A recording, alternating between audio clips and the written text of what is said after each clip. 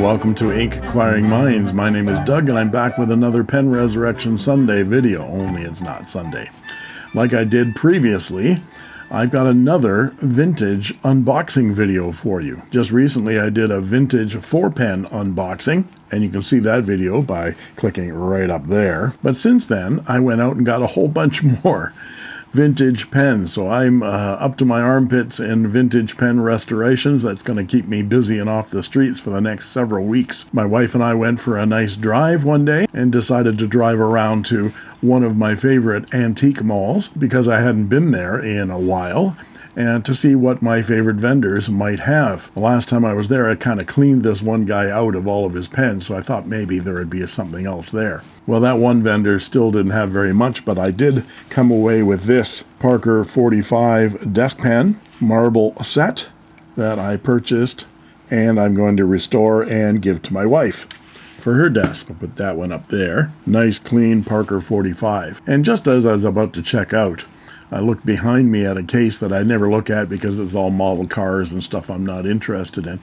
But there was a box, well, a presentation tray of Waterman pens. There must have been 15 or 16 vintage Watermans in that tray. And I went through the lot and came away with 5 of them. And I'll show them each to you here.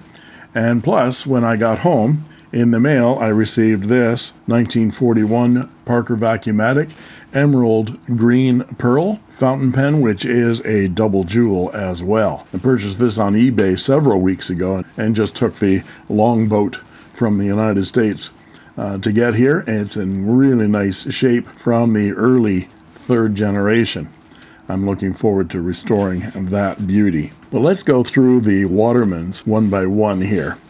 I've done a little bit of research on this particular pen because this one was a little bit confusing, because on the bottom it is stamped, there you can see it, 52V.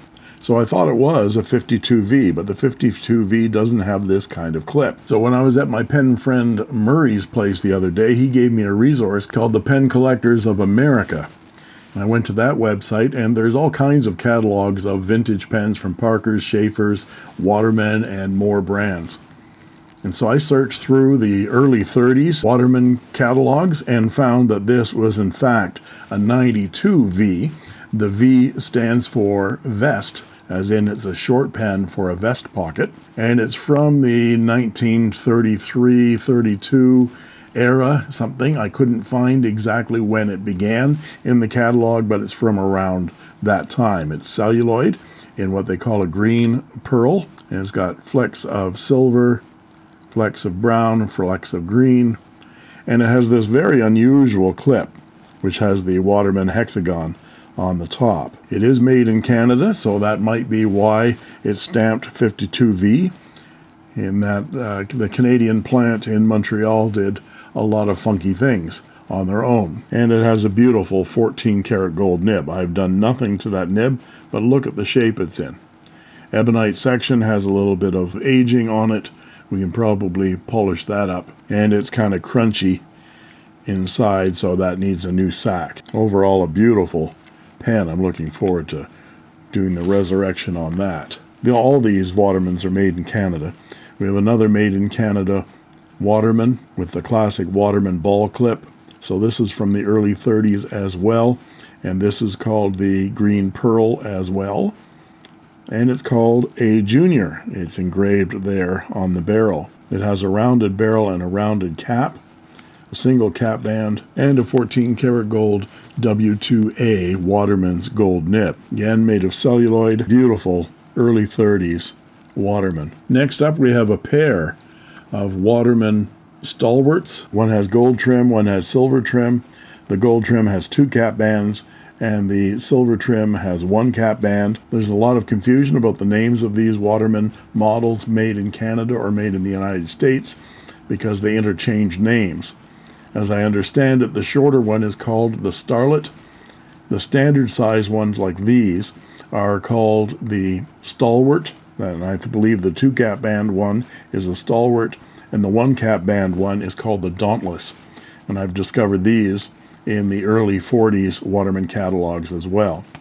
Let's look at the gold 1. These are both made in Canada, and it has a Waterman's Ideal made in Canada 2A nib. That's in decent shape, ebonite feed, and the clip is intact. These riveted clips sometimes fall apart. Beautiful gray celluloid pen. Same celluloid, but silver hardware. I believe that's chrome plated, not silver. Single cap band, and another Waterman Ideal made in Canada 2A gold nib. And that one is very far out from the feed, so I made sure that it had cap clearance before I put it back together again. But we'll have to take that apart and restore it. A couple of beautiful gray pearl Watermans. And then we have the Waterman Maroon. Has the same kind of Art Deco clip as the others, with a slightly different finial in this maroon colored, wine colored celluloid. Lever filler again, single cap band. On this barrel it just has Waterman's made in Canada with an M on it, and I think that's probably for medium. I don't know what the model name is of this pen, but the section is the same. I believe it's celluloid, and we have a Waterman's 14 karat gold made in Canada IS nib. I think that's a 1, not an I, because that's a very tiny nib, ebonite feet. And lest you think that that was enough for Mr. Inkquiring Minds to try to resurrect over the next number of weeks, I found this too. This is a Skywriter, original box Skywriter, and it is a pen and pencil set in this beautiful honey brown celluloid. I've restored a couple of stalwarts and a starlet in this beautiful honey brown color. Sometimes it looks like root beer to me, but it's just gorgeous.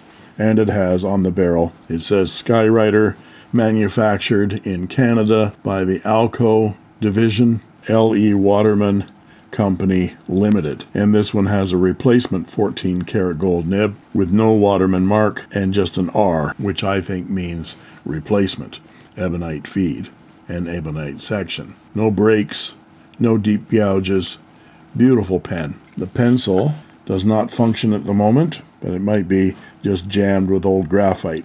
So I'll have to work on that as well. So there we have it. 1, 2, 3, 4, 5, 6, 7 fountain pens and a pencil. I'm having my meals sent down to the shop here to keep up with the backlog of all these resurrections. Thanks for watching this vintage unboxing. Hope you enjoyed it, and that's a lot of pens she wrote. I made this.